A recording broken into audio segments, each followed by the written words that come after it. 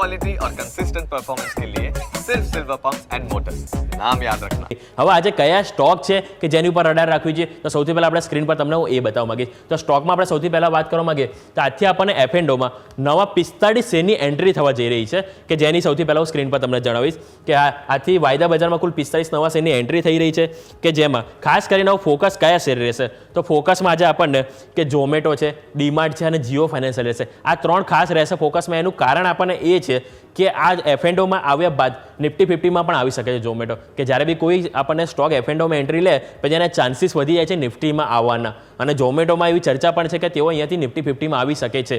અને બીજું કારણ એ છે કે ઝોમેટોની ઓલરેડી સેન્સેક્સમાં તો એન્ટ્રી થઈ ચૂકી છે કે જે 23 ડિસેમ્બરથી આપણને સેન્સેક્સમાં આપણને કારોબાર કરતું પણ જોવા મળશે ઝોમેટો. આ આપણા સ્ટોક એન્ટ્રી જે થઈ એની વાત થઈ. પરંતુ જે બાદ હવે નેક્સ્ટ કયા સ્ટોક છે કે જે ક્રેડિટ એક્સેસ ગ્રામીણ કે જેમાં અપડેટ આવી છે કે ગ્લોબલ સેલ્સ જે ગ્લોબલ સેલ્સ છે તેમણે કંપનીને ડાઉનગ્રેડ કરીએ છે અને બહુ મોટી માત્રામાં અહીંયાથી કંપનીને ડાઉનગ્રેડ રેટિંગ આપીએ છે કે જેમાં કંપની પહેલાં બાય રેટિંગ હતું એમાંથી કંપની હવે સેલ રેટિંગ આપ્યું છે અને ટાર્ગેટ 564 આપે છે. અત્યારે કરંટ માર્કેટ પ્રાઇસ 986 છે એટલે 986થી તેઓ 564ના અહીંયાથી લક્ષ્યાંક આપે છે. એનું કારણ છે કે ક્રેડિટ ક્વોલિટીમાં વધતી ચિંતાને ધ્યાનમાં રાખીને તેઓ ડાઉનગ્રેડ કર્યું છે. એટલે કે કંપનીની જે એસેટ ક્વોલિટી છે એમાં તેઓ ખાસ અહીંયાથી ઇમ્પ્રુવમેન્ટ નથી જોઈ રહ્યા અને કન્ટિન્યુ નિરાશા કંપનીને લાગી રહી છે, જેથી કરીને તેઓએ ડાઉનગ્રેડ આપ્યું છે. આ વાત થઈ ક્રેડિટ એક્સેસ ગ્રામીણની. એટલે સ્વાભાવિક છે કે અહીંયા થોડી નિરાશા જોવા મળી શકે. નેક્સ્ટ વાત કરવા માંગીશ તો પીસીબીએલ ગઈકાલે પણ ચર્ચામાં હતું કે આંધ્રપ્રદેશ દ્વારા એમની જે કોઈક લેન્ડ પાર્સલ હતું એને કંઈક ડેવલપમેન્ટ માટે મંજૂરી આપવામાં આવી હતી. જે બાદ બીજા સમાચાર છે કે મુદ્રા પ્લાન્ટમાં ગુજરાતમાં તેઓ બીજું અને ફાઇનલ ચરણ અહીંયાથી પૂર્ણ કર્યું છે. અને આજે 28 નવેમ્બરના રોજ આ ફાઇનલ ચરણ પૂર્ણ કરવામાં આવ્યું છે. અને જે કંપનીની જે મેન્યુફેક્ચરિંગ કેપેસિટી હોય છે કે તેઓ અહીંયાથી વધીને 7,90,000 MTPA પહોંચી ગઈ છે. આ અપડેટ છે પીસીબીએલને લઈને. એટલે આ રડાર પર રાખીશું. નેક્સ્ટ વાત કરવા માંગીશ તો બીએસસી.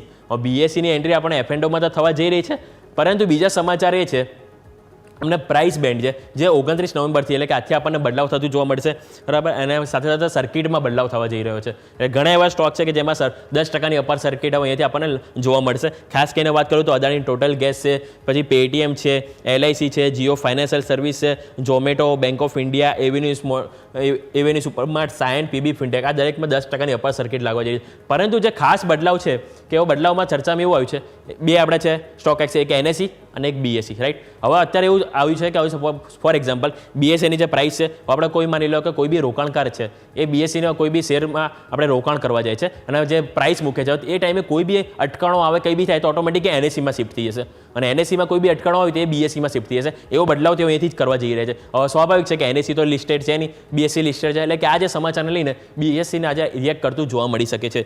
નેક્સ્ટ વાત કરવા માંગીશ તો KI ઇન્ડસ્ટ્રીમાં સમાચાર છે કંપનીએ કે ક્વોલિફાઈડ ઇન્વેસ્ટર બાયર્સ હોય છે કે એમના દ્વારા કુલ 2,000 કરોડનું અહીંયાથી ફંડ એકત્રિત કર્યું છે. અને જે ફંડ એકત્રિત કર્યું છે પર્ટિક્યુલર ₹3,800 પ્રતિ શેરની કિંમતે અહીંયાથી કંપનીએ ફંડ એકત્રિત કર્યું છે. એટલે KI ઇન્ડસ્ટ્રીને પણ આજના દિવસે રડાર પર રાખીશું.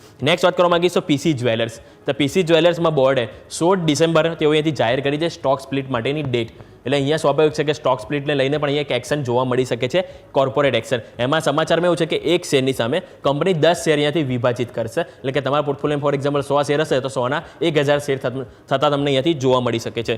આ ઓવરઓલ વાત થઈ સ્ટોકની. હવે આજની મેઇન ઇવેન્ટ તો આપણે સૌ કોઈ જાણીએ છીએ કે આજે આપણે મંથલી એક્સપાયરી છે સેન્સેક્સની, એટલે કે એની ઉપર આપણે ખાસ કરીને નજર રાખવાનું રહેશે. તો ઓવરઓલ આપણે વાત થઈ સ્ટોક રિલેટેડ અને નિફ્ટી બેંક નિફ્ટીને દરેક ચર્ચા ઉપર.